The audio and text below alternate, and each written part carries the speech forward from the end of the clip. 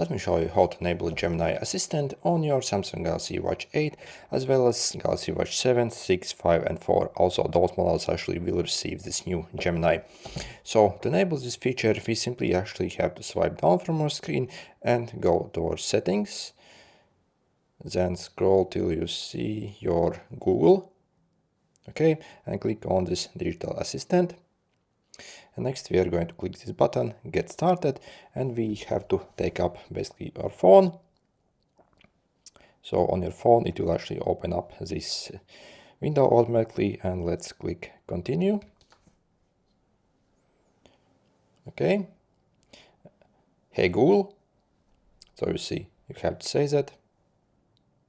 Agree. And we have our Gemini ready. And then there are a few different ways how we can launch the Gemini. So first we can simply say, hey Google, research what are the main differences between the Samsung Galaxy Watch 8 and 7. Okay, so it will research.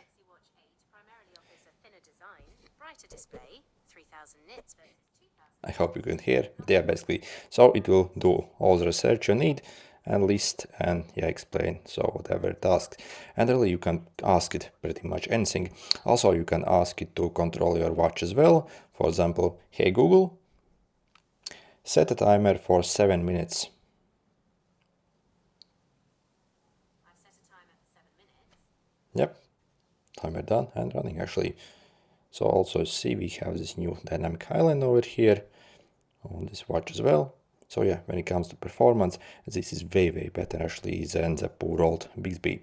And also we can set up the upper button on this watch as well to launch the Gemini as well. So let's go again in the settings. Okay, buttons and gestures over here. So long press and set this as digital assistant over here.